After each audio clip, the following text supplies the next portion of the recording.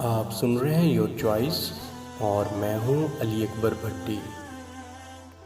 معزز سامعین السلام علیکم۔ ماہ شعبان کی 15 کو شب بارات کہا جاتا ہے۔ اس رات بے شمار مسلمان اللہ تعالیٰ کی رحمت سے جہنم کی آگ سے بری ہوتے ہیں۔ اس رات کو لیلۃ المبارکہ یعنی برکتوں والی رات بھی کہا جاتا ہے۔ حضرت عائشہ صدیقہ رضی اللہ تعالی عنہا فرماتی ہیں کہ رسول اللہ صلی اللہ علیہ وسلم نے فرمایا، کیا تم جانتی ہو کہ شعبان کی 15ویں شب میں کیا ہوتا ہے؟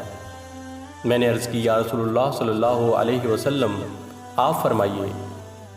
ارشاد فرمایا، آئندہ سال میں جتنے بھی پیدا ہونے والے ہوتے ہیں وہ سب اس شب میں لکھ دیے جاتا ہے، اور جتنے لوگ آئندہ سال مرنے والے ہوتے ہیں وہ بھی اس رات میں لکھ دیے جاتے ہیں، اور اس رات میں لوگوں کا مقرر رزق اتار دیا جاتا ہے۔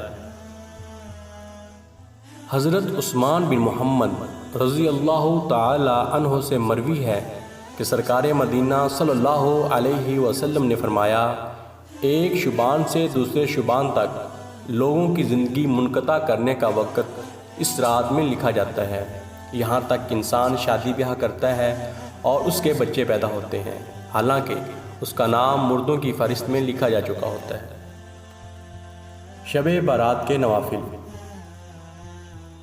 کہ 2 رکعت نماز نفل برائے درازی عمر بالخیر پڑھیں، پھر سورہ یاسین پڑھ کر مزید 2 رکعت نفل برائے ترقی و کشادگی رزق پڑھیں، پھر سورہ یاسین پڑھ کر مزید 2 رکعت نفل برائے دفع و بلیات اور استغفار پڑھیں، پھر سورۃ یاسین پڑھ کر دعائے شعبان المعظم پڑھنے کے نتیجے میں انشاءاللہ تعالیٰ 1 سال تک محتاجی اور آفات قریب نہیں آئیں گے۔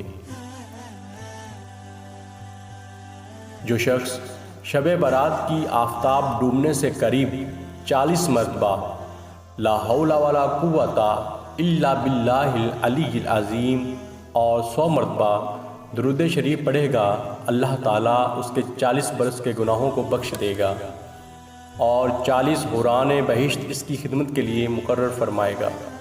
اور اس رات کو سورۃ الدخان 7 مرتبہ پڑھنے سے اللہ تعالیٰ 70 حاجات دنیا کی اور 70 حاجات آخرت کی قبول فرمائے گا۔